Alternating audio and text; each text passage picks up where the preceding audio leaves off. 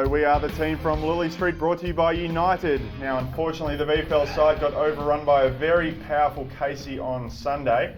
Now, Kath, you were sick on Sunday. How are you feeling? I was crook, mate. Yeah, I'm a lot better. I've improved. You can come closer. Yeah, I'm feeling a lot better, mate. Obviously, it was disappointing to be crook on the weekend and not participate in any football, but I'll be right. Well, we've gone back and had a look at the game. Tell us a bit about it. Yeah, mate. Disappointing end to the game. First game down at the Holden Centre for the year against the Casey Scorpions, which was great to have football down there, and we drew a pretty big crowd. Yeah, you can see that in the background. Really big. And we only started the game with 21 players, which we'll talk about later. And as we just saw before, Corey Gold got knocked out early as well, which didn't help. It was in the first 10 minutes. So, 10 minutes. That didn't help at all. Benny Crocker was up and about and kicked a few goals early on and was really playing well. We dropped off in the second half. First half we were up and we were playing really good football, but I think in the end the lack of numbers probably came back to bite us in the butt. Yeah, our contested footy and our clearances were actually pretty good. They were on par with Casey's, but a lot of the work on the outside, Casey really got us. Being down to two rotations on the bench.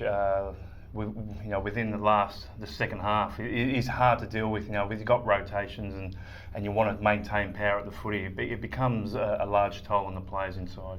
We had a pretty unique situation on Sunday where we lost two players on the morning of a game. Obviously, Kath, you pulled out sick and you were our carryover, so Matty Goodyear had to go over to the MCG and become our carryover. We need a carryover for every AFL game. And also Goldie went down sick, so we then had to find a defensive replacement, and that was Jesse White. So at VFL, we usually have 23 players. We're happy to play with 22 if we lose one. But with Jesse going out, that left us with 21.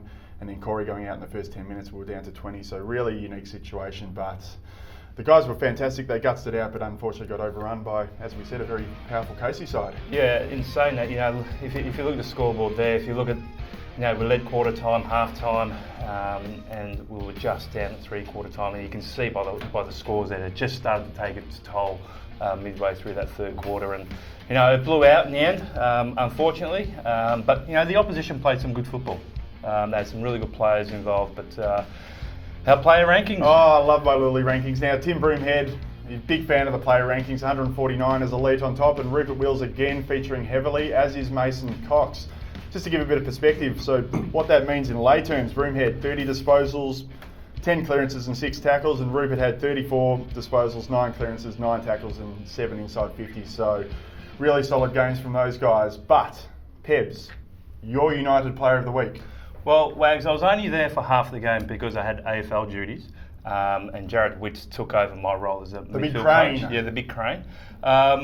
So I told Gasto he's got to get the information from Dale Tapping, and Dale Tapping's United Player of the round is Jordan Kelly off the half back line. He had 22 disposals, 10 marks, and kicking efficiency of 86.4%. Was very, very good across half back. His marking was a standout, and his link up run was fantastic. What have you seen from him, Kath? Yeah, much the same, mate. Obviously, I've only come back and played that one game, but that one game I did play was, having him and Tubes across that half back line in the game I played him was, he just made you feel so comfortable when the ball went down there. He's just going to get it done. He's a very competitive guy. One-on-one, you back him in every day of the week. Yep. As you can see, they're a great mark. So he's a real steadying force in that back line for us, and can give us a bit of drive off the back line as well. As you can see, his defensive play and his offensive play are working hand in hand. He's settling very nicely into the side, which is great news. Well, the atmosphere at the Holden Centre was absolutely electric. There were fans everywhere, and the concept of the doubleheader was a huge success. Now, Collingwood media cameras caught up with one supporter who gave his fan vote. Hi, my name's Gabe Tario, been a member for 34 years, and my free votes today are Crocker, Mafia crew, Fox, and Broomhead. Looked like a mafia crew there. Well, it was quite intimidating stuff, wasn't it? Now, Kath, give us a bit of a rundown on how Broomy's going. He obviously missed a bit of the pre-season, but obviously finding his feet now. Yeah, as you said, he missed a fair chunk of that pre-season, so he's only 2 games back into it, and which is great to see to have him back out there because we know he's such a classy user of the ball, really skillful, moves really well around the footy field, and around goals he's very dangerous as well, as we can just see. So to have him back up and running, and I suppose him have 2 games under his belt now, is going to be really good for him, and it won't be too long till we see his name getting thrown up for AFL selection because we know what what he can do, but probably the aspects of the game that he needs to work on to make himself a regular 22 in the AFL is just probably his defensive running at times. Can be a bit inconsistent, so something I know he's working on it and put a big emphasis on over the pre-season. So, but yeah, as you can see there, he's doing pretty well. Yeah, absolutely right, Kath. His ball-winning ability inside is fantastic, and his ability with his quick feet and his speed to get out of contest is his greatest attribute.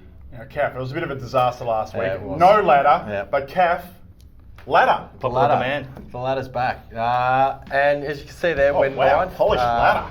Yeah, our percentage took a bit of a hit, obviously due to that second half fade out. So early days, only 2 games in, we're 1-1, so we're thereabouts. So we're a game off top spot. The game off top spot, that's a positive way to look at it. So a big game this week. We've got Essendon, who, as we can see, they're above us sitting. Oh, the bobbleheads! Look at that!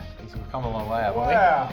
We've really made it now that we're bobbleheads. So as you can see there, Sunday, 24th April, 2:10 game down at Vic Park, our spiritual home. So it'd be great to get a big crowd down there, obviously for the big Anzac, the big build-up to the game on Monday. So really looking forward to this one. Yeah, first game Vic Park. Get down there in force. Channel 7 game also, so Pep's going to have to kind of get the hair Might down. have to do my hair. Yeah, well, it looks quite sharp already. Nah, leave the goatee. It's quite sharp, but huge week for the club. We're going to bounce back at both levels this week.